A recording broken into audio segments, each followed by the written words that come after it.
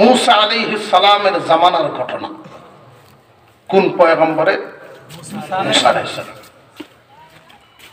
وَإِذْ قَالَ مُوسَى لِقَوْمِهِ إِنَّ اللَّهَ يَأْمُرُكُمْ أَن تَذْبَحُوا بَقَرَةً। স্মরণ করো তোমরা ওই দিনের কথা। কোন দিন? যেই দিন মুসা আলাইহিস সালাম তার জাতিকে, তার কওমের লোকদেরকে বলেছিলেন, তোমরা একটা গরু জবাই করো, একটা গাভী জবাই করো। আলাইহিস সালাম আল্লাহর সাথে যখন কথা বলবেন, নূহ আলাইহিস সালাম বলবেন, আমি আমার জাতিকে দাওয়াত দিছি। আর জাতি কইব, ভাইছি না দাওয়াত? দাওয়াত যদি ভাইতাম তোমার চিনলাম, মানলাম।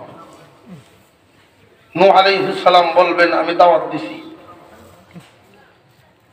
আদালতে সত্যতা প্রমাণের জন্য সাক্ষী লাগে, ঠিক না?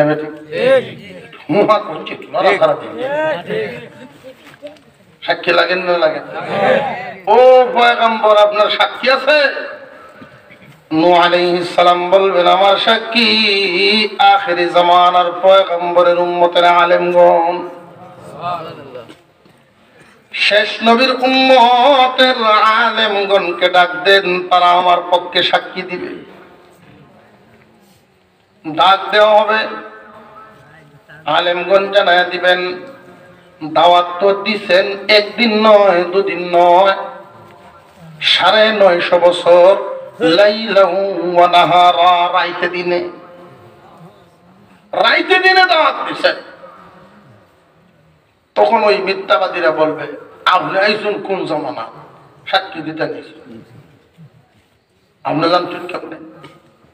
আলেমগণ বলবেন, আমাদের পয়গম্বরের উপরে এমন এক কিতাব আল্লাহ নাজিল করেছিলেন, যেই কিতাবে পৃথিবীর শুরু থেকে শেষ পর্যন্ত গুরুত্বপূর্ণ বস্তু নাজিল, গুরুত্বপূর্ণ বিষয়গুলো আল্লাহ কোরআনে নাজিল করছেন।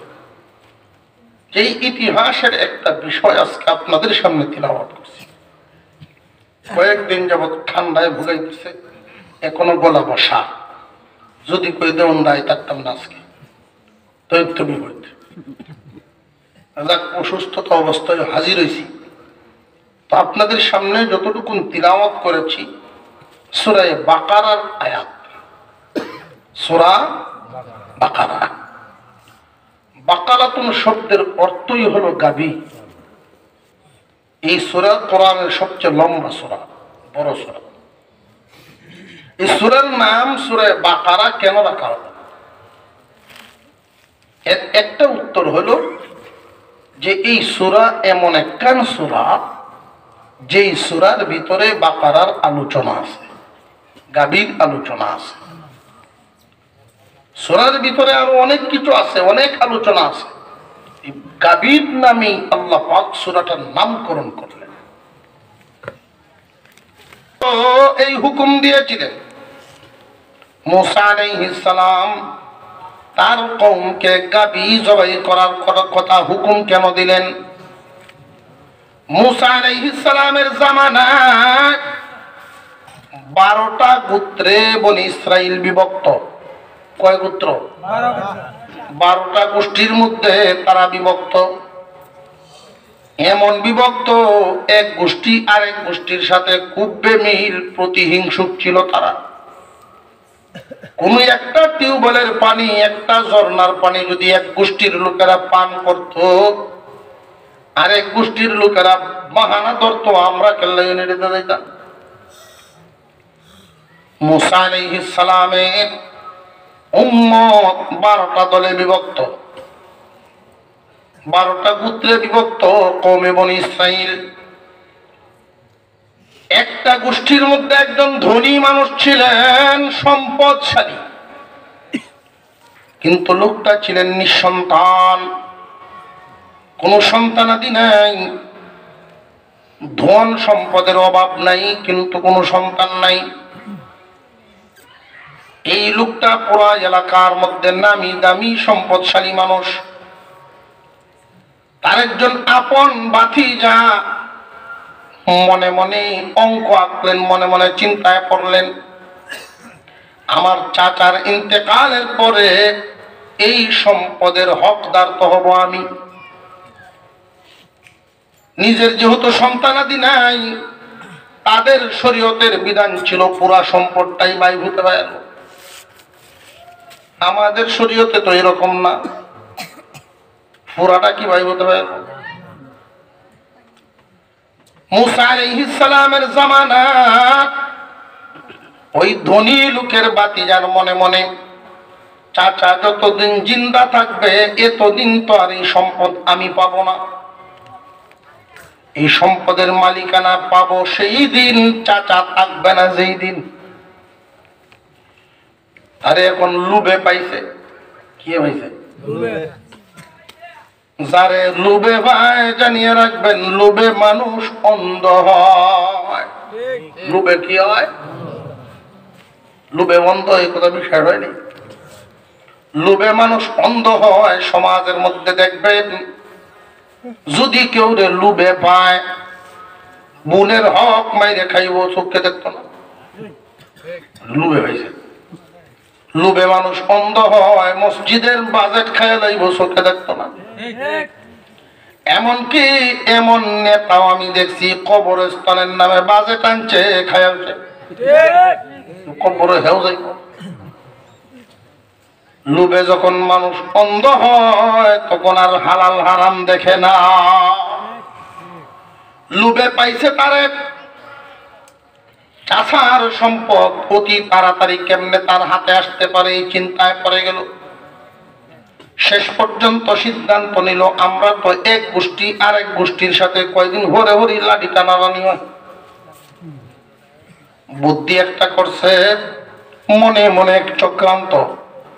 রাতের অন্ধকার গভীর রজনীতে চাচাকে মেরে ফেললো। চাচাকে মারার পরে চাচা যখন থাকবে না, অটোমেটিক এই সম্পদের মালিক তো আমি হয়ে যাব।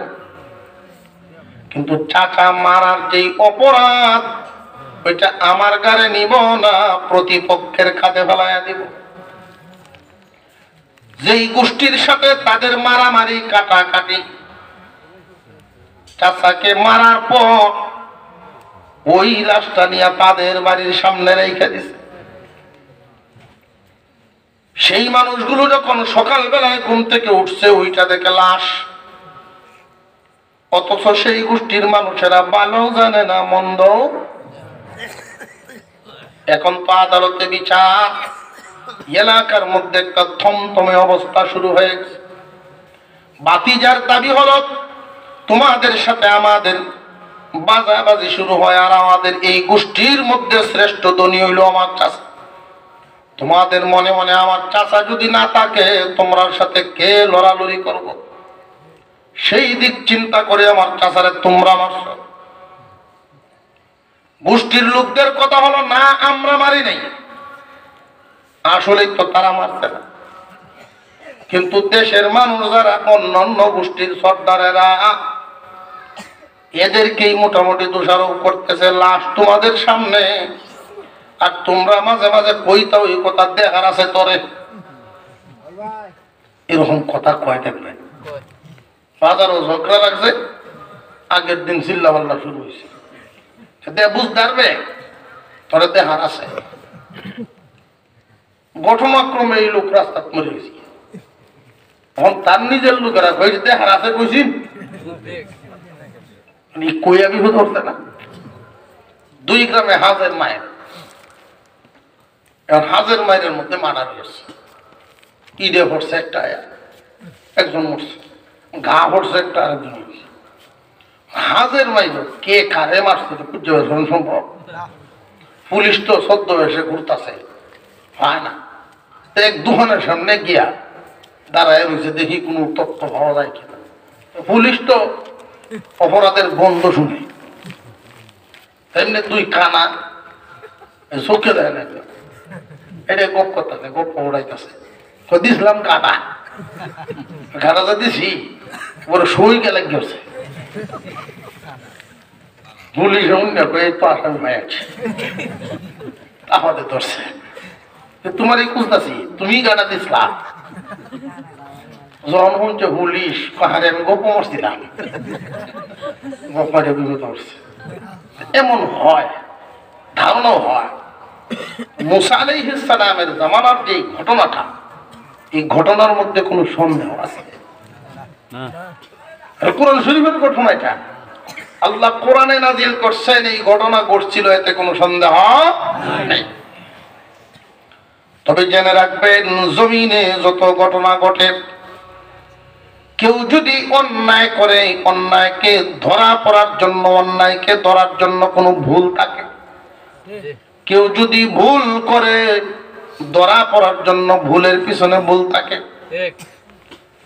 আর যেই ভুলটার পিছনে কোনো ভুল নাই দুনিয়ার মানুষে তারে ধরার কোনো ক্ষমতা নাই চালাকি করে বাইচা গেছে যতই চালাকি করে মানুষের কাছে বাইচা যাও ধরা কিন্তু একদিন পড়া লাগবেই আল্লাহ এটা বুঝাই দিলেন দুনিয়ার মানুষের চোখে ফাঁকি দিয়া নিরপরাধ গোষ্ঠীর মানুষদেরকে অপরাধী বানাইতে পারবা কিন্তু আল্লাহর চোখে ফাঁকি দেওয়ার রাস্তা না আল্লাহ ধরব তোমার মুসা আলাইহিস সালামের কাছে এই খবর আসতেছে দুই দলের মধ্যে বিরাট বাদাবাদি শুরু যেই লোক মারা গেল সেই গোষ্ঠীর লোকেরা বাতিজার সাথে একাত্মতা পোষণ করছে চাচার রক্তের বদলা চাই এর আগে কোনো নিস্তার নাই আসলে কুনিকে বাতিজা নিজে কাম কিন্তু করে বইছে এমন কিছু ক্রিমিনালি জগতের মধ্যেও আছে দুই গোষ্ঠীর মধ্যে মারামারি মোটামুটি ভাবে শান্ত আছে গোষ্ঠীর ভিতরে এমন কিছু ক্রিমিনাল থাকে দেখবেন এই আগুনটা জ্বালায় দেওয়ার জন্য গোপনে কোনো একটা কর্ম করে বসে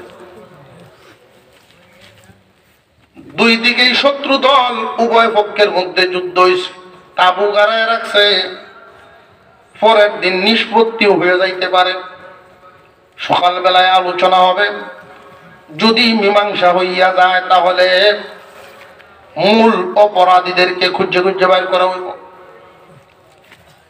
যারা খারাপ মানুষ তারার চিন্তা হলো ঝগড়া লাগায় রাখবো শান্তিতে থাকতে দিতাম না তাবু এক তাবুত থেকে আরেক দলের উপরে আন্দাজ গুন্দার ইডিয়া শুরু করছে তারা মনে করছে ওই তাবুর লোকেরা ডিল দেয় ওরাও ডিল দেওয়া শুরু করছে অথচ মাঝখান থেকে আরেকজনে দুই গোষ্ঠীর মধ্যে ঝগড়া কথার কথা এই দেউন্দা এলাকার দুইটা গোষ্ঠীর মাই কার্য ঝগড়া মলিন্নতা আস্তে আস্তে দিন যায় বিষয়টা ঠান্ডা হইতেছে মিল মহব্বত তৈরি হওয়া শুরু হয়েছে এমনি আরেকজন গোষ্ঠীর না কোন গোষ্ঠীর না কিন্তু লোকটা হইল মুনাফিক টাইপের শয়তান টাইপের তার চিন্তা হইল দুই গোষ্ঠীর মিল হইতে দেওয়ান যাইত না কি করন দুই তিনজন লোকরে পয়সা দিয়া এদের ভিতরে কাজে লাগাইয়া দিব কেউ এক পক্ষের যদি একটা ক্ষতি করে আগুন লাগিয়ে গেল এরকম তৃতীয় পক্ষের কিছু মানুষ থাকে মুসলমান ইমানদার ভাইয়েরা আমার মুসা আলাইহিস সালামের দুই গোষ্ঠীর মধ্যে যখন থমথমে অবস্থা তারা বলে আমরা নির্দোষ মার্ডার আমরা করি নাই ওরা বলে না লাশ পাওয়া গেছে তোমাদের বাড়ির সামনে তোমাদের কথাও ছিল এরকম দেখবা এর দ্বারা প্রমাণ হয় মার্ডারটা তোমরাই করছো কিছু সংখ্যক মুরব্বিয়ানে কেরাম উভয় পক্ষকে শান্ত করে বলে শোনো রে আমরা এমন একটা জামানা যেই জামানায় আল্লাহর নবী আছে এই জামানায় তো আল্লাহর একজন পয়গম্বর ওনার কাছে গেলেই তো সঠিক সমাধান পাওয়া যায় মুরব্বীদের কথা তারা কানে নিছে কথা তো ঠিক নিজেদের ভিতরে শুধু গ্যাঞ্জাম বাড়বো আর বাড়বো সমাধান হবে না মুরব্বীদের কথা শুইনা লও, আল্লাহর নবীর কাছে যাই মুসা কালিমুল্লাহ। তখনকার নবী মুসা কালিমুল্লাহ, মুসা আলাইহিস সালাম ছিলেন তখনকার নবী। আল্লাহর সাথে কথা বলতেন তিনি না, সুবহানাল্লাহ, আরো করে কোন সুবহানাল্লাহ। মুসা আলাইহিস সালাম এমন একজন পয়গম্বর, জমিনে থেকে আল্লাহর সাথে 3000 বার কথা বলছেন। কয় হাজার? 3000 বার আল্লাহর সাথে কথা বলছেন। মুসা আলাইহিস সালামের কাছে যাই, সমাধান পাওয়া যাবে। এইখান থেকে একটা শিক্ষা হলো, রে উম্মতে মুহাম্মাদি, তারা যে কোনো সমস্যার সম্মুখীন হোক, নবীর কাছে গেছে সমাধানের জন্য।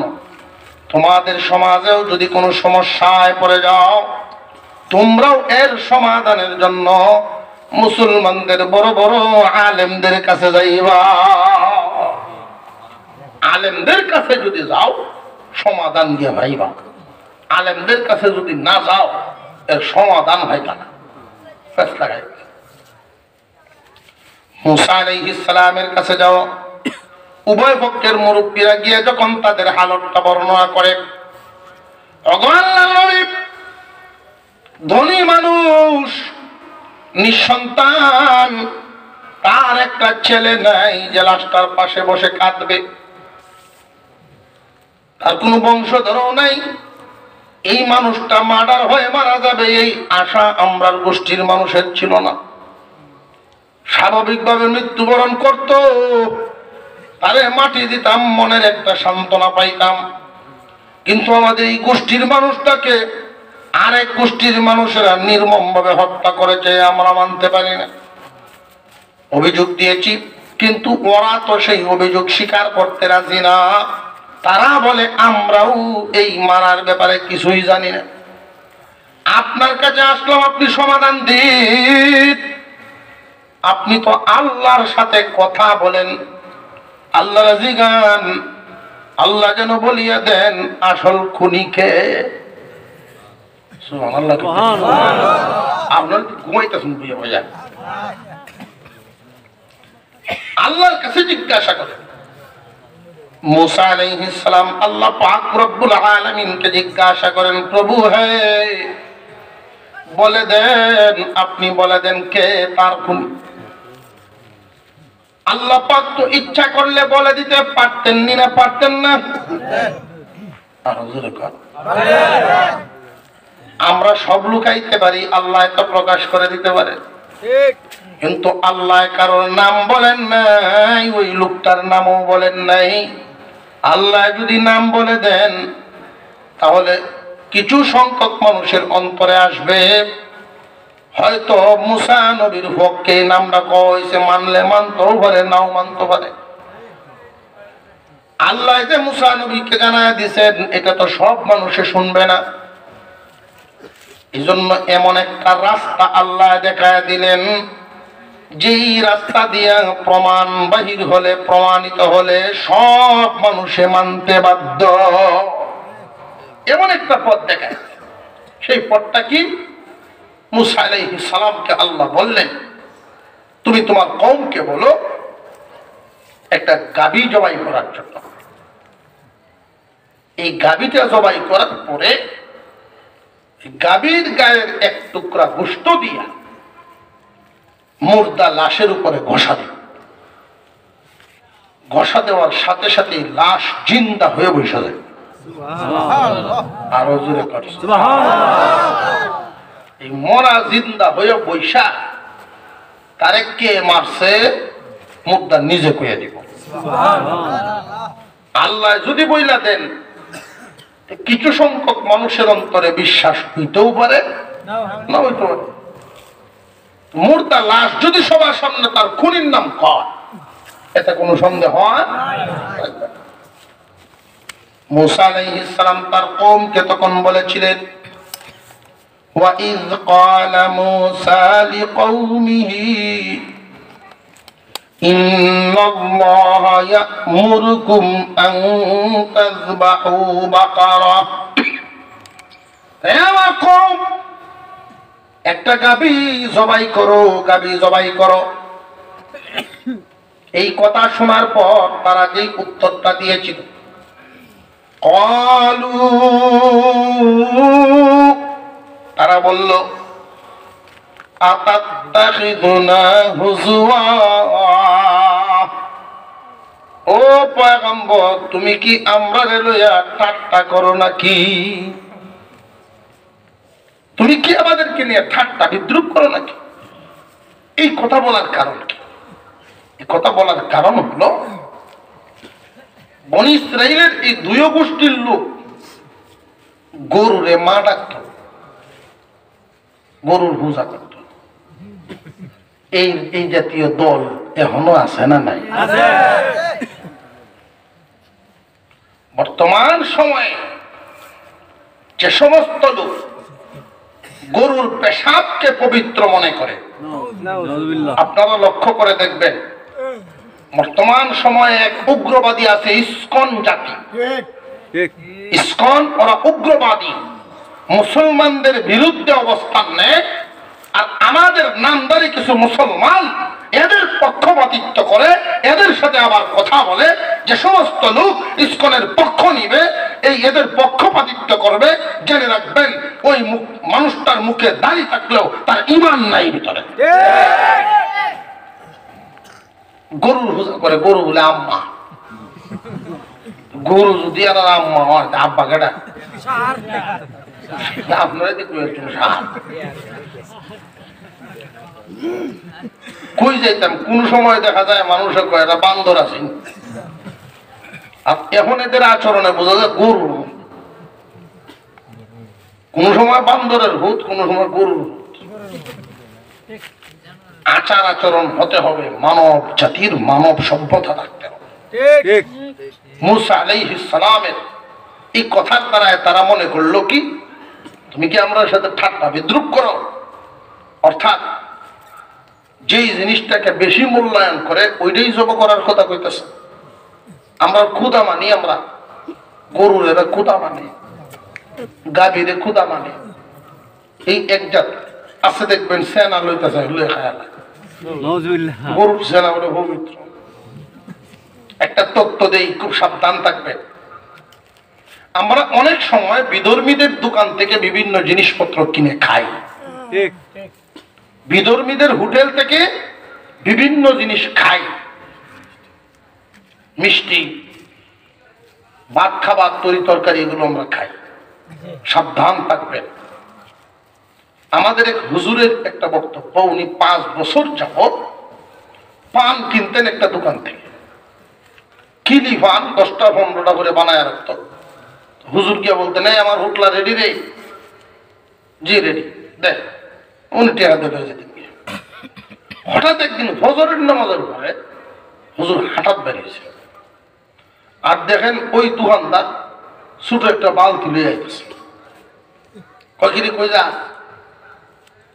বালতি লয়ে আইছি, গোয়াল বাড়িতে গেছিলাম, দুটো সেনা আনছে বালতি দিয়ে। কইরে কই লয়ে যাস? যাইতেছে দোকান। হুজুর ঘুরান দিয়ে যখন যাইতেছেন, যাওয়ার হতে গিয়া দেখেন দোকানের যত জিনিসপত্র আছে সব দিতে সেনা ছিটায় ছিটায় দেয়। সেনা যে ছিটায় দিতেছে হান্ডি উপরত করছে। হুজুর মনে মনে কাজটা ধরলে 5 বছর না সেনাই খেলাম আমি। কথা বুঝে আসতেছে? আমাদের ধর্মে চেনাটা কি? নাপাক। আর তাদের ধর্মে পবিত্র। ফাঁক আর না ফাঁকে বেশ কমরা, এদের সাথে উঠা বসাটা আর একটা নইব কেমনে? কথা বুঝে আসতেছে আপনাদের? ওরাই সেনাটারে পবিত্র মনে হয়, যে আম্মা বলে কবি। গরুর গোশত হারা খায় না, অথচ চামড়া দিয়ে জুতা বানায়। ঠিক এমন নাদা একটা ব্যাককল জাতি কই আছে। ব্যাককল যদি নাই হইতো, নিজে রাতে বানায় মূর্তি, এইটার সামনে কেউ আর হিসেবে একটা মোটা বাঁশ। যদি মূর্তির কোনো ক্ষমতা থাকতো, আমার মনে হয় যারা সেজদা দিতে যায় এটির আগে লাথি দিল। তুমি সামনে দিয়ে মানতে আইসো সেজদা দিতে, হিসেবে আমরা কি করে দিছো?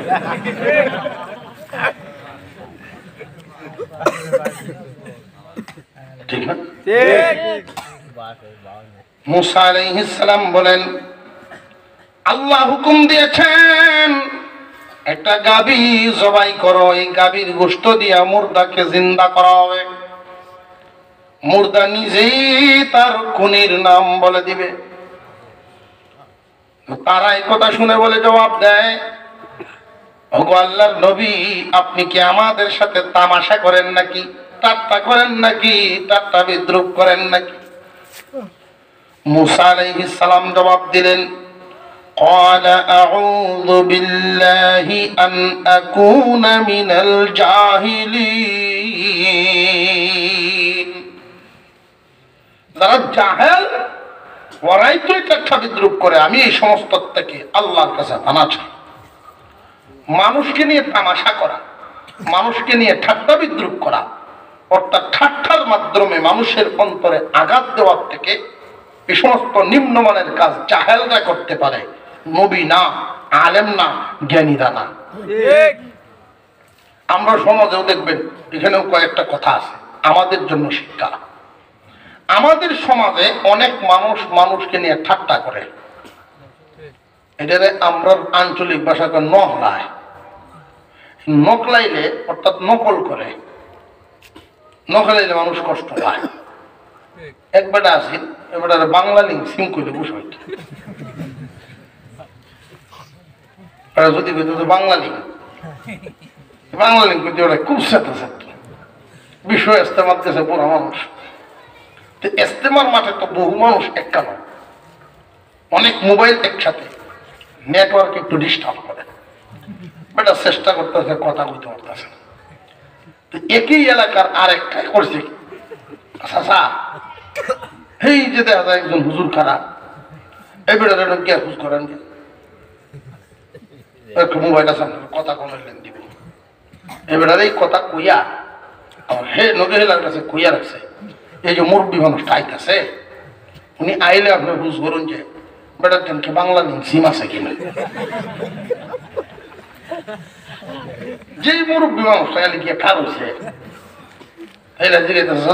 বাংলা লিঙ্ক সিম আছে, এমনি ওরা ইংরেজিতে শুরু করছে, আমি কোনটা কয়ে দিছে শুরু হয়েছে। এরকম সেতে বহুত মানুষ আছে কিছু কথা লইয়া খেত বাঁচতেছে, রাস্তাতে আরেক বিতলা যায় চাষা কিতা কেটা হাতাইতেছে, কেটা হাতাও, হ্যাঁ একটু ধরে আবার বুঝ করে হাতাইতেছে, বড় বেগ লই মারতে দূরত গিয়ে কয় হাতাও। এই কথা আরো 2-3 হয়েছে, কখন বেটা হতে দিয়ে গেলে আতায় আর বেটা সেতে কি সেট আছে, এদিকে কয় জাহেলি কাজ, মূর্খতার কাজ।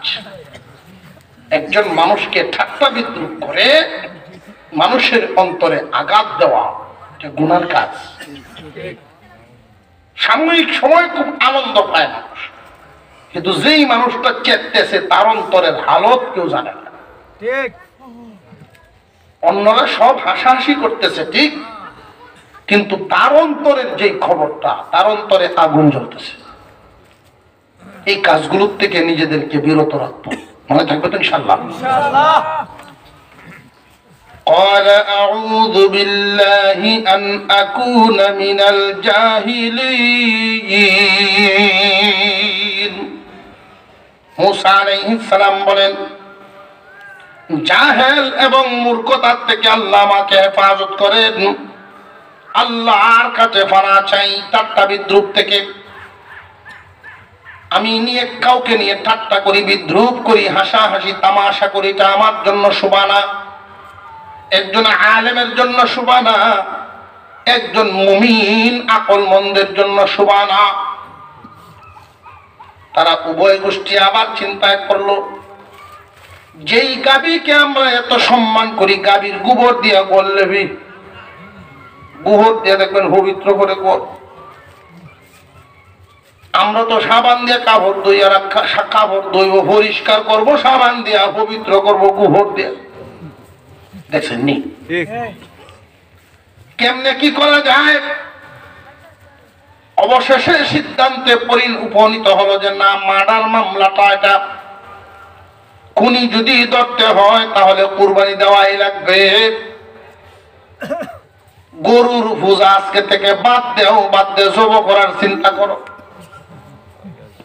আর একদলে কয় না, এইভাবে না, দেখি কোন তাল বাহানা করে নি ভিড় যেমন যায়। আফসোসের সাথে বলতে হয় আমাদের মুসলমান, অনেক মুসলমান এমন আছে অতি ভক্তি সুরের লক্ষণ, ইমান হারার লক্ষণ। খুব ভালো করে বুঝবেন, আমরা সমাজে, মুসলমান সমাজেও এমন কিছু মানুষ আছে ফির ভক্ত। এই ফিরের নামে যদি কোনো গরু কিনে, এই গরুটারে ওযু করায়, গরু লয়ে কালেকশন করে দেখছেন নি বিভিন্ন বাজারে।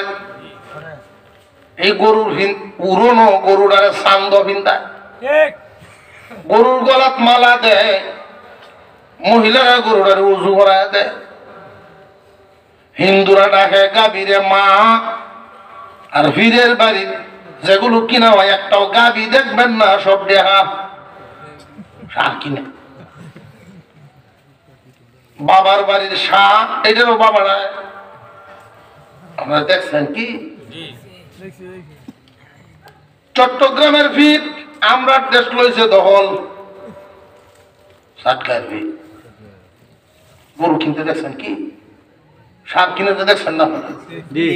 বিভিন্ন জায়গায় কালেকশন করে, দাম চাউল যে যেমন ভারে দিতেছে। খুব সাবধান, মানুষের আকীদা ঈমান নষ্ট হয়ে যায়। গরু কিনবা ভালো কথা, সকলে মিললে জবাই করে আল্লাহর নামে জবাই করে খাইবা। কিন্তু এই গরুটা যখন কিনা হয় ফিরের নামে কিনার কারণে জব করে কয় লালে লাল বাবা সাজালাম। আল্লাহর নাম ব্যতীত ভিন্ন কোন নামে যদি কোনো প্রাণী জবাই করা হয় হারাম। এটা খাওয়া কি হালাল থাকে না হারাম হয়ে যায়? খুব সাবধান, দান করবেন, যা দান করবেন আল্লাহর জন্য, কোন গরুর জন্য না। যা দান করবেন কার জন্য?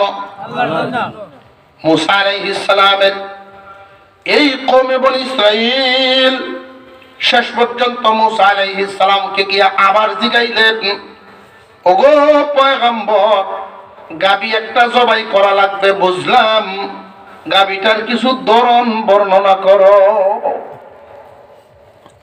আল্লাহ যে বললেন একটা গাবি জবাই করো, ওই সময় যদি তারা এই গাবিটা এনে জবাই করে ফেলতো, যে কোনো একটা গাবি, হুকুম কিন্তু পালন হয়ে যাইত।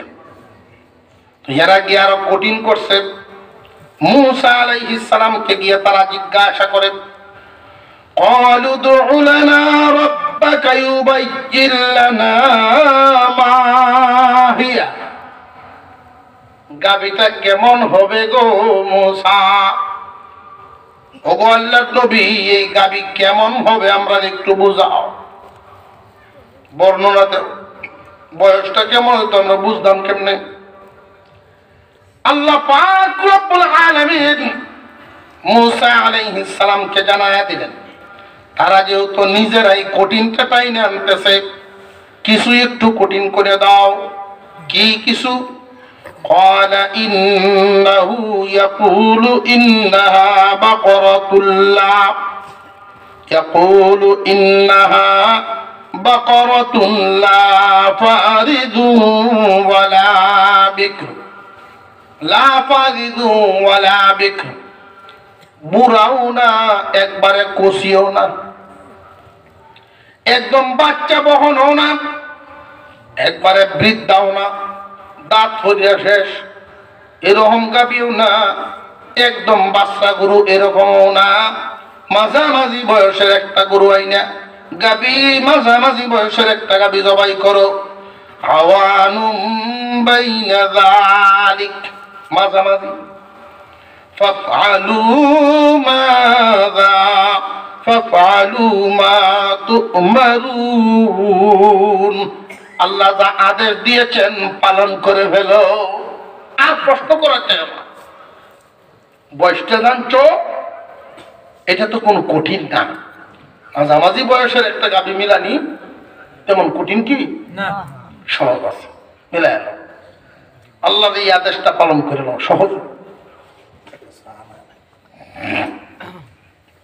কিন্তু এই বাঁকা দলে করছে কি বনি ইসরাইল জাতি। বনি ইসরাইল জাতি কেমন বাঁকা দল, ওরা আবার আয়াত গায় قالوا ادع لنا ربك يبين لنا ما لونها। গাবিটার রংটা কেমন হইব? আগে তো বয়সটা জিগাইছিন, অহন রং জিগাইতেছে। আল্লাহ যদি রং বইলা দেন তাহলে কিন্তু নির্দিষ্ট হয়ে গেল। আল্লাহ যে রংটা বইলা দিবেন, এই রং ছাড়া অন্য কোন রং তো আর কবুল না। আর আল্লাহ যদি রং বইলা না দিতেন, যে কোন রঙের গাবি তৈত জিগায়া কি তারা জিতলো না টকলো? এই জন্য আলেম ওলামাদের কাছে প্রশ্ন যত কম করা যায়, বিষয়টা বুঝা হয়ে গেলে আর প্রশ্ন না করা। মাঝে মাঝে হুজুর ভাই এখানে জিগায়, হুজুর ভাই জিগায়, এটা এটা জিগায়, আটকাই তো চাই। আমার এক লোকে একদিন জিগাইছেন, হুজুর বেলাল রাদিয়াল্লাহু আনহু দাদির নাম কি আছে? এটা প্রশ্ন মনে হচ্ছে যদি খালি আটকায় দাম পারি না কই তারে আর একদিন গপ করবো। হ্যাঁ দেখছি এটা আছে, ভিতরে মাল নাই।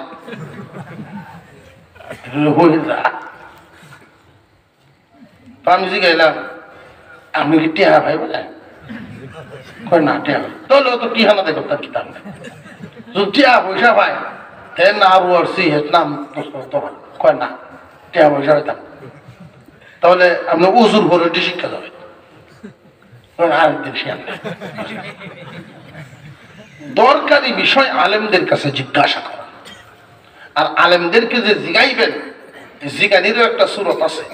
আমাদের অনেকেই আছে আলেমদেরকে মহব্বত করেন ঠিক, কিন্তু মহব্বত করা জানে না। ভিতরে মহব্বত আছে, মহব্বত কেমনে করণ লাগে এটা জানেন। শেয়ারও বইয়ে থাকে, দোকানের শেয়ারও বইয়ে থাকে, এটা হ্যাঁ হুজুর মনে জানেন, হ্যাঁ বইয়ে থাকে হুজুর, এটা হ্যাঁ তোমার দরকার হইলে তুমি উঠতে যাবে হুজুরের দ্বারা, এটা আদর। আমি মাঝে মাঝে এক দুজনকে যখন বুঝাইয়া দিই তখন বুঝে হুজুর আসলে তো এইভাবে ভাবছি না বিষয়টা। আব্বারও দেখছি ডাকতো, দাদারও দেখছি ডাকতো, বললেন তাই এটা হাঁটা খিটা পাততে হুজুরের দ্বারা যাবে। কিছু আনতে হইলে আলেমদের কাছে নত জানি তখন কিছু পাইবা। মুসা আলাইহিস সালামের এই কওম, ওনাকে জিজ্ঞাসা করেন গাভীর রংটা কেমন হইব? সহজ করলো না আরো কঠিন? قال إنه يقول إنها بقرة صفراء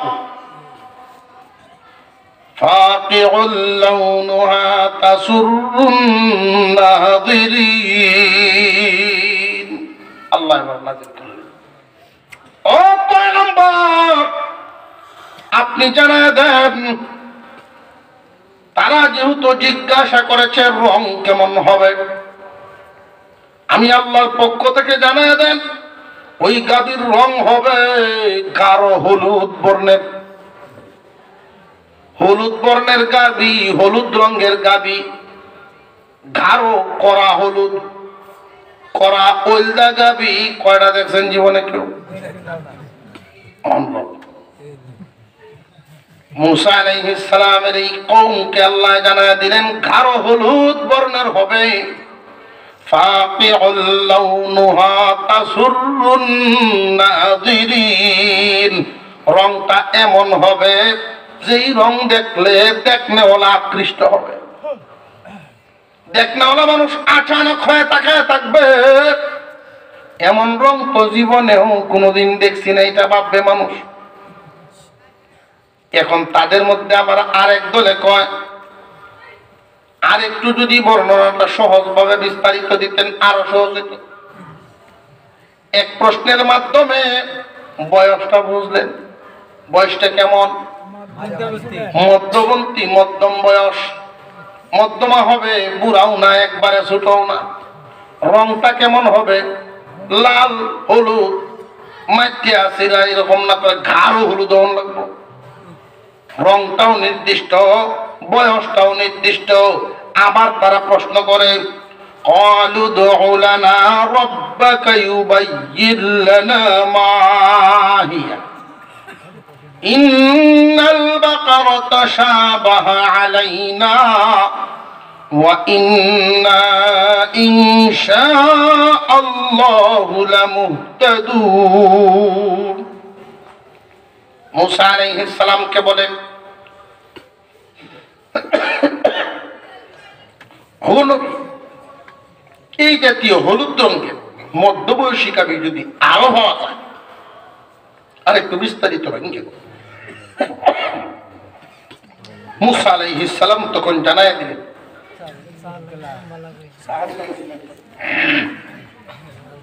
যাই হোক অসুবিধা হচ্ছে না তো, আর কিছু করে قال إنه يقول إنها بقرة لا ذلول تثير الأرض ولا تسقي الحرث مسلمة لا شية فيها। এমন একটা গাভী আল্লাহ এবার আয়াত নাযিল করে বুঝাইলেন। বয়সটা তো আগেই বলছেন মাঝামাঝি, রংটাও আগেই বলছেন তাসররুন নাযিরিন, গাঢ় হলুদ বর্ণের, মানুষের দৃষ্টি আকর্ষণ করে এমন রং। এখন বলতেছেন এমন একটা গাভী যেই গাভী জীবনে কোনোদিন হালে চলে না, আলবাইলে দাগ বলে না, যেই গাভী কোনোদিন মালিকের সেচের কাজে ব্যবহার হয় না, যেই গরুর ধারায় মালিক কোনোদিন উপকৃত হয় না। মুফাসসিরিনে কেরাম এখানে একটা ব্যাখ্যা বুঝাইছে, গাভীটা এমন হওয়া লাগবে, আল্লাহ বুঝাইছেন মালিক কোনোদিন উপকৃত হয়েছে না। এর দ্বারা বোঝা গেল গরুর গোবর দ্বারাও তো মালিক উপকৃত হয়। গরুটা এমন হওয়া চাই যে গোবর দাও মালিককে বহন করছে না, কাজে লাগাইছে, তখন বেশাবাদ করছে না। মাঝ বয়সের একটা গরু, মাঝামাঝি বয়সের গরুটা মালিকের ঘরে যদি থাকে, এটার গোবরটা কি মালিকে বহন করবো না, গ্রহণ করতো না? তাহলে বোঝা গেল এমন গরু হইতেইব যেটা মালিকে তার গোবর ব্যবহার করতে পারছে না, লেদায় না, এমন গরু ভালো যে বুঝিব খোঁজা শুরু হইল। তারা এখন বিশ্বাস করছে যেই গরুর এক টুকরা গোশত দিয়ে মুর্দা জিন্দা হবে, এমন গরুটা এরকম হওয়াটা এখন বিশ্বাস হয়েছে যে হইতে পারে। তবে এমন গরু কই পাওয়া যায়? এমন একটা গাভী কোত্থেকে মিলাইব? খোঁজা শুরু হইল। আল্লাহ পাক আরেক দিক দিয়ে এক গাভী ব্যবস্থা করছেন, সেটা হলো আল্লাহর একজন প্রিয় বান্দা, আল্লাহর মহব্বতের এক বান্দা ছিলেন। আর আল্লাহর মহব্বতের বরকতি মানুষ যারা হয়, ওদের প্রতি আল্লাহর কেমন রহমত হয় লক্ষ্য করে দেখেন। ছোট্ট একটা ছেলে রেখে উনি মারা গেছেন। মারা যাওয়ার পরে একটা ছোট বাছুর ছিল, বহন বাছুর, গাভী বাছুর। এই বাছুরটাকে কে পালবে, কে কি করবে? শুধু বিবির কানে কানে কথাটা বইলা এই বাছুরটাকে উনি জঙ্গলে ছেড়ে দিয়েছিলেন, পাহাড়ি জঙ্গল। আল্লাহ তোমার তত্ত্বাবধানে দিয়ে গেলাম, এই বাছুরের ওয়ারিশকে তুমি ফিরাইয়া দিও। এই ছোট্ট ছেলে মার কুলে আস্তে আস্তে বড় হইতে হইতে যুবকে পরিণত হলো, চরিত্রবান যুবক। বাপ নাই, মা আছে, যুব সমাজ কান পেতে শোনো, আল্লাহর রহমত এবং বরকত কোত্থেকে কেমনে আসে। মার খেদমত এতটাই বেশি করে এই যুবকে, সারাদিন কাঠ কাটার কাজ করে, কাটুরিয়া। যেই টাকাটা ইনকাম করে অর্ধেক টাকা সংসারের জন্য খরচ করে ফেলে, বাকি অর্ধেক টাকা মার জন্য আলাদা অর্ধেক, আর তার ভবিষ্যতের জন্য জমা করে অর্ধেক। এইভাবে যাচ্ছে। যখন এই ভবিষ্যতের জমা করা টাকাটা একত্রিত হয়, তখন আল্লাহ দ্বীনের রাস্তার জন্য কোনো বড় কাজের দিকে হাত বাড়ায় দেয়। আমরা তো ভবিষ্যতের জন্য যে টাকা পয়সা জমা করি, এটা নিয়ে স্বপ্নটা শুধু এক ধরনের থাকে যে দুনিয়ার কোনো কাজে লাগাবো।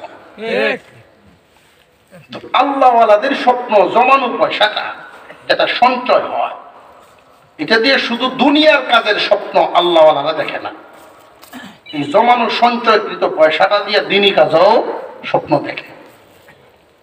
যুবকে মার জন্য অর্ধেক খরচ করে ফেলতে, বাকি যে পয়সাটা এটা মার জন্য আলাদা বাজেট করতেন অর্ধেক, আর অর্ধেক ভবিষ্যতের জন্য। এই ভবিষ্যতের পয়সাটা দিনী কাজেই ব্যয় করতেন। মা তার কষ্টটা দেখা, তার আয় উন্নতি দেখা, এবং রাতের যে মেহনতটা করে সারাটা রাতকে 3 ভাগে বিভক্ত করতো ওই যুবক। এই যুবকে 3 ভাগে ভাগ করতো সারা রাত। এক ভাগ ঘুমাইতো, আরেক ভাগ মার খেদমতে কাটাইতো, আরেক ভাগ আল্লাহর সামনে যায় নামাজে দাঁড়াইতো। আমরা যুবকেরা রহমতের আশা করে ঠিক, কিন্তু রাস্তায় চলে না। রহমতের আশা আছে, রাস্তায় চলে না। কোনদিন বছরের 2-4 দিনও এমন মিলাই তারে না যে যায় নামাজ কাটাইছে। বছরেও 2-4 দিন এমন মিলে না তার যায় নামাজ কাটাইছে। সারাটা বছর ফেসবুকও কাটায় দেয়, মোবাইলও কাটায় দেয়। আল্লাহর রহমত পাই থাকি। মা একদিন ডাক দিয়ে বলে, বাবা রে, তোর এই কষ্ট দেখে আমার বড় মায়া লাগে। তুমি একটা কাজ করো, যাও পাহাড়ে, ওইখানে গিয়া উঁচা আওয়াজে ডাক দিয়া বলবা, আল্লাহর কাছে দরখাস্ত জানাইবা। তবে আল্লাহর কাছে যে দরখাস্ত জানাইবা, কেমনে জানাইবা জানোনি? আল্লাহর কাছে দরখাস্তটা জানানোর সময় পয়গম্বরগণের নাম নিবা। ইব্রাহিম আলাইহিস সালামের আল্লাহ, ইসহাক আলাইহিস সালামের আল্লাহ, ইসমাঈল আলাইহিস সালামের আল্লাহ, ইয়াকুব আলাইহিস সালামের আল্লাহ। ইব্রাহিম, ইসমাঈল, ইয়াকুব, ইসহাক, 4 পয়গম্বরের খোদা আমার আব্বার রেখে যাওয়া আমানত আমাকে আপনি ফিরায় দেন। যেই মাত্র এই ঘোষণাটা দেয় যুবকে, জঙ্গলের ভিতর থেকে শাসা একটা আওয়াজ, বাতাস ফাঁক করে মনে হয় কতটা স্পিডে জঙ্গলের ভিতর থেকে চোখ জুড়ানো রং, মধ্য বয়সের একটা গাভী, গাঢ় হলুদ রঙের চোখ জুড়ানো রং, মোটা তাজা হৃষ্টপুষ্ট এমন একটা গাভী তার সামনে হাজির হয়ে যায়।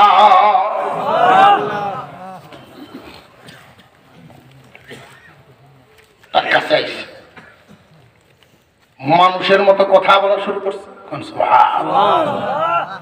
মানুষের মতো কথা বের হয়ে গেছে গাভীর জবান থেকে।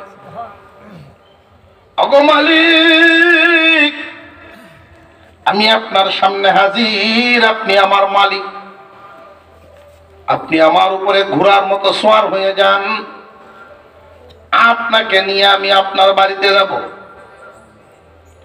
মা বলে দিছেন, গরু যখন তোমার সামনে আসবে তার কাঁধে ধরে বাড়িতে নিয়ে আসবা, ঘাড়ে ধরে। মুসা আলাইহিস সালামের জামানার এই যুবক গাবীকে উদ্দেশ্য করে বলে, তোমার উপরে উঠার অনুমতি নেই, আমার আম্মা বলে দিয়েছেন তোমার কাঁধে ধরে নিয়ে যাওয়ার জন্য। তোমার ঘাড়ের উপরে হাত দিয়ে তখন নিয়ে যাইতাম, তোমার উপরে উঠার অনুমতি আম্মায় দেন নাই।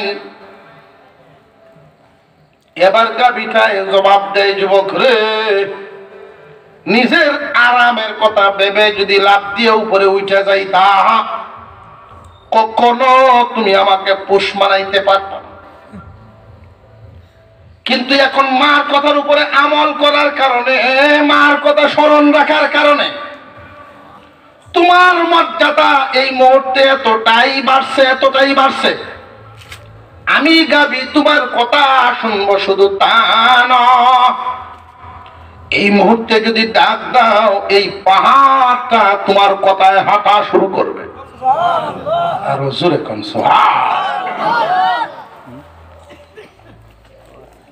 যাদের মা বাবা দুনিয়াতে জিন্দা আছেন, জেনে রাখবেন অনেক বড় নিয়ামত আপনার আমার দুনিয়াতে আছে। যাদের মা বাবা দুনিয়ায় নাই, দোয়া কবুলের বরকত লওয়ার সিন্ধুক নেই। মা বাবা যাদের দুনিয়াতে আছে, সময় মতো কদর করেন। মা বাবার কদর অনেক সময় মানুষ করতে পারে না কিছু বাধার কারণে। আর যত বাধা আছে এর মধ্যে একটা বাধাই হলো হেডমাস্টার নি। এটার সাথে একমত না বলেই না, ডরাইতেছে মনে, হুজুর এই যে নামটা দিলেন ভাই, যাই কেমনে। সব মহিলা কিন্তু সমান না। কিছু কিছু মহিলা এমন আছেন শ্বশুর শাশুড়িরে পছন্দ করতে পারে না। কিছু মহিলা এমন আছেন শ্বশুর শাশুড়িরে নিজের মা বাবার মতো মনে করে। যে সমস্ত মহিলারা শ্বশুর শাশুড়িকে পছন্দ করে না, তোমরা কান পেতে শুনে রাখো, তুমিও একদিন শাশুড়ি হইবা, সেই দিন বেশি দূরে না। তুমি আজকে একজন মুরব্বী মানুষ, তোমার শাশুড়ির সাথে যে আচরণ করেছো, অপেক্ষা করো, এমন দিন তোমার সামনে আসবে, তোমার এমন দিন দেখতে হবে। তুমি যদি শ্বশুর শাশুড়ির দোয়া রাখতে পারো, তোমার জন্য ভালো কিছু অপেক্ষা করবে।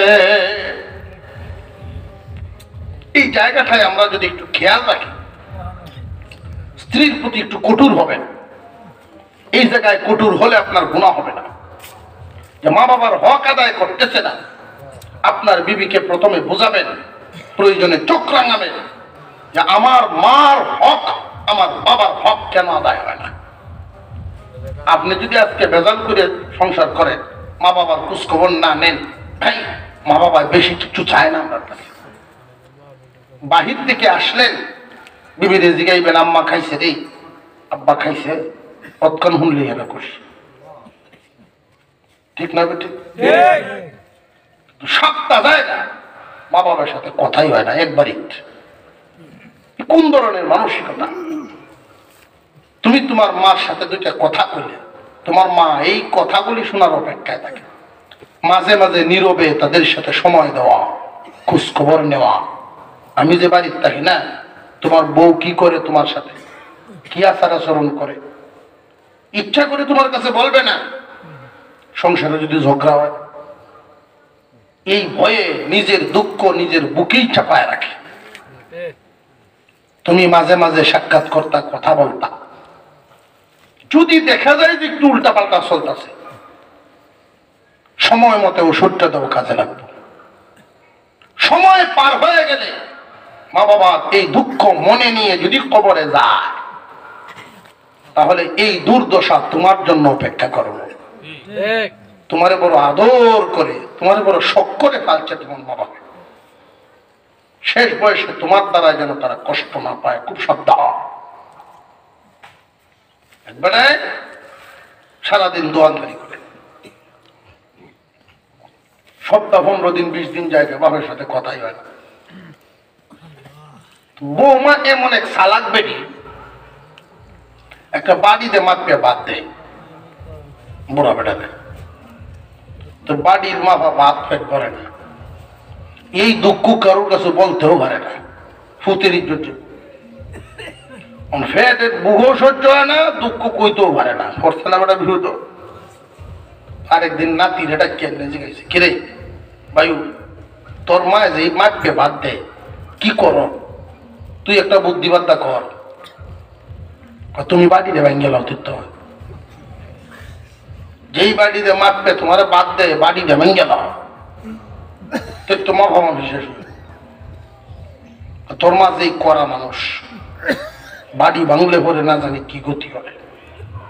তুমি ভাঙ্গো আওলা লাগো পরে বাবু। বুড়া বেড়াও ভাঙিয়েছে বাড়ি, যেই বাড়ি ভাঙছে আহা গেঞ্জাম তোলা জিল্লা পাল্লা সারা দিন টেপের মতো বাস দিয়েছে। মুরব্বী মনে হয় যাক কোয়েলার দুই চার কথা আমার হুত আউনের আগে শেষ হয়ে যাবে। আমার সন্ধ্যার পরে কয় হোনার কিস্তা কইলাম না, আজ গায়ক বাড়িতে তো সারাদিন কিতা বলল। যেই দোকানদার আইসে বাড়িত, তুমি তোমার বাড়িতে হ, আমি গেলাম গা। এই কথা শোনার পরে বউ যাইব, এই কথা শোনার পরে বেশিরভাগ যুবক এরা চরিত্র রকম। বউ যদি কবা চেঙ্গা হে হোর বাইর দেবো তাই আগে। এই সময় যদি চিকিৎসাটা ঠিক মতো নেওয়া যায়, যদি কেউ এই হুমকি দেয় আমি তোমার ঘরে থাকতাম না, বাপের ওই চেঙ্গা, আচ্ছা যাই বাবা হতো তো রাগ গোছাবার দরকার নাই, তুমি ব্যাগটা গোছাও, আমি একটা গাড়ি আনি। দেখবেন এরপরে আর এই হুমকি আর দিত না। মুরব্বী আইছেন, কিরে কি হয়েছে তুই চিল্লা পাল্লা আরম্ভ করছিস? না তোমার বাপ যে জ্বালানি আমারা জ্বালাই যাচ্ছে, আর সহ্য হইতেছে। একটা জিনিস রাখতে শান্তি হয় না, ভেঙ্গে সঙ্গে শেষ করে দিতেছে। দোকানদারের মনে মনে আব্বারে দুই এক কথা কইয়া নাই, যাও বলো আব্বা বুড়া হয়েছ তো রাত বসা গেল গিয়া। বুড়া ওরা কিছু কয় না, যেই হুতে বুদ্ধি দিছিন বাড়ি ভাঙ্গার হেঁটে আইছে। দাদা তুমি বাড়িতে যে বাংলা, তখন আমি এই বাড়ি কই ভাইয়া মাপ কই ভাইয়া। দোকানদারি করে কিতা মাফের কথা, তুই কিতা তোমরা যেদিন বুড়ো হইবা এদিন তো মাপটা দরকার করবো। আজকে দাদা বুড়ো হয়েছে, আম্মা এটাতে মাপকে বাদ দিত। তোমরা যেদিন বুড়া হইবা আমারও তো মাপকে দেওয়া লাগবো, মাপটা হয় এমনি বেটা বাইরে হচ্ছে রান্না করে চিল্লান দিয়ে বদ্ধ। বুড়া বয়স যদি ফেট বইলে খাইতে চাস মাফা মাফি বাদ দেয়। এই চিন্তাটা আমাদের রাখতে হবে, যাদের মা বাবা আছে কদর করেন। মা বাবার অন্তর খুশি করা কোনো ভারী কিছু লাগে না, শক্ত কিছু লাগে না, দামি কিছুও লাগে না। শাশুড়ির মন শ্বশুর বাড়ির মানুষের মন খুশি করার জন্য যেই পরিমাণ পয়সা খরচ করা লাগে, এর 10 ভাগের 1 ভাগও লাগবে না, মা বাবার অন্তর খুশি হয়ে যায়। মৌসুমের ফল 1-150 টাকার ফল মার হাতে এনে দেন, মা একলা খাইতো না, আপনার সন্তানগুলো লইয়াই খাইব, মার মন খুশি হয়ে যাবে। শ্বশুর বাড়ি ট্রাক ভরে লইয়া যায়, কত খুশি হইতো না। বেশি তো বেশি আপনার পাগল কবিটা আমার পাগল জামাইটা, এর বেশি কিছু করতাম না, ঠিক না বেশি পাগল জামাইটা। আল্লাহ মুসা আলাইহিস সালামের জামানার এই যুবক আব্দুল্লাহ গাভীর গায়ে হাত দিয়া বাড়ির দিকে রওনা দিছেন। গাভীটার মুখ দিয়ে উচ্চারণ করে, মালিক এখন আমি কেন গো পাহাড়কে ডাক দিলেও পাহাড় তোমার সাথে চলবে। এর দ্বারা কি বুঝাইলেন? মা ভক্ত সন্তানেরা যত দোয়া করে দোয়া কবুল হয়, সৃষ্টি জীব তার দিকে খুব খেয়াল রাখে। মা ভক্ত সন্তান, বাবা ভক্ত সন্তান, মা বাবার বাধ্য সন্তানদের সাথে সৃষ্টি যুগ যত সৃষ্টিকুল আছে তাদের মহব্বত তৈরি হয়ে যায়। বাড়িতে আইছে। মুসা আলাইহিস সালামের কওমের যেই বনি ইসরাইলের লোকেরা গরু পূজা কিন্তু বাইরে গেছে, এরা খুঁজতে খুঁজতে খুঁজতে খুঁজতে আইতাছে। এদিক দিয়ে মা বললেন, বাবারে এই গরু রাইকা দরকার নাই, বাজারে নিয়ে যাও। মা আপনি বলেন কত বিক্রি করতাম? বাজারে নিয়ে দাম চাইবা 5 পয়সা, তবে আমার অনুমতি লইয়া লইও।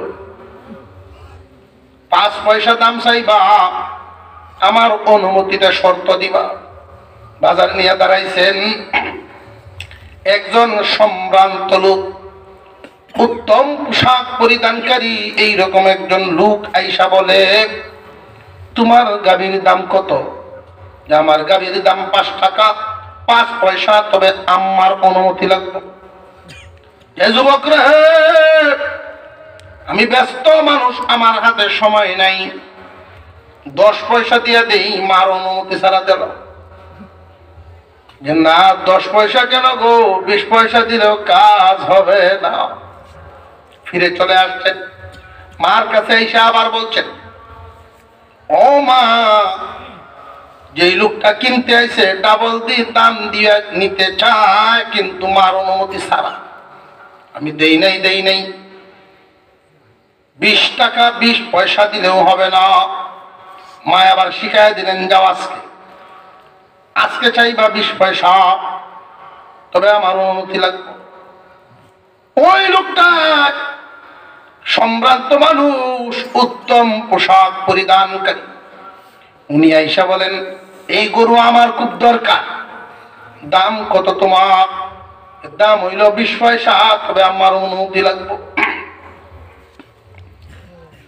ওই লোকটাই বলেন, 20 না, তোমার 40 পয়সা দে, মার অনুমতি ছাড়া দিলাও। মার অনুমতি ছাড়া দেয় নাই। আমরার অবস্থা যদি এমন হইতো, 2 না লাভ থাকলে এই বাপের আর জিগাই না। যুবকে কয়, না অর্ধেক কেন, বহু গুণ বাড়াইয়া দিলেও আমি এই গরু মার অনুমতি ছাড়া বেচতাম না।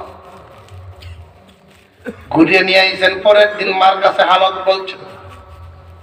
মা এবার শিখাই দিয়েছেন, পরের দিন বাজারে নেন, যিনি গত 2 দিন কিনতে আইছে, বাবারে উনারে গিয়ে আমার সালাম দিও।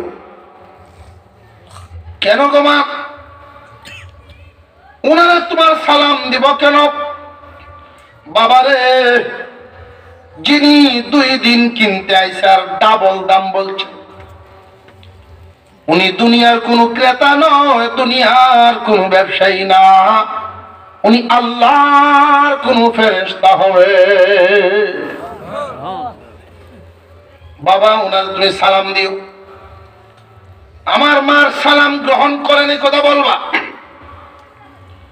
গরুর দাম কত চাইতাম আম্মা, যে আজকে আর আমি দাম বলবো না, তুমি উনার কাছে জিগাইও। আমার মা বলছে, আমার মা কইয়া দিছে, আপনি শিখাইয়া দিতেন আমার গাভীর দাম কত হবে।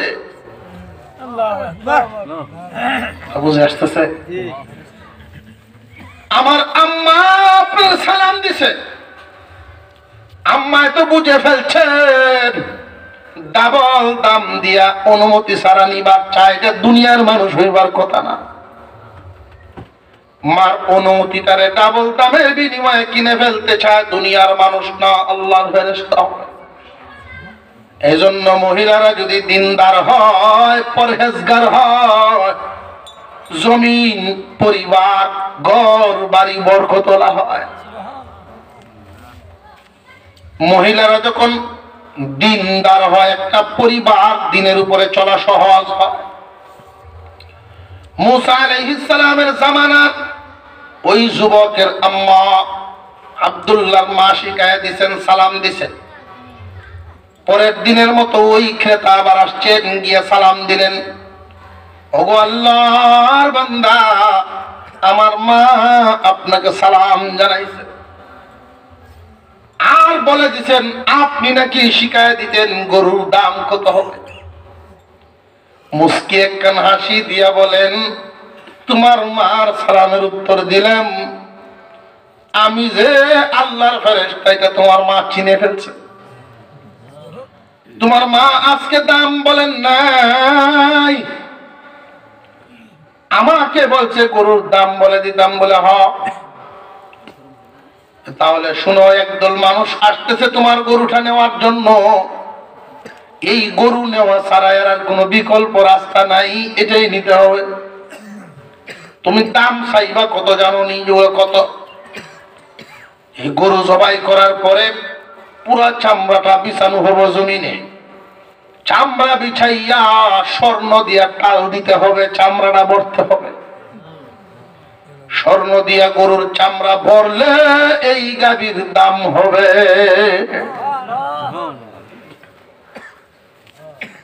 ফেরেশতা শিখাইছে, মা কাছে পরের দিকেই দেখা যায় বনি ইসরাইলের লোকেরা তার বাড়ির সামনে গিয়ে হাজির।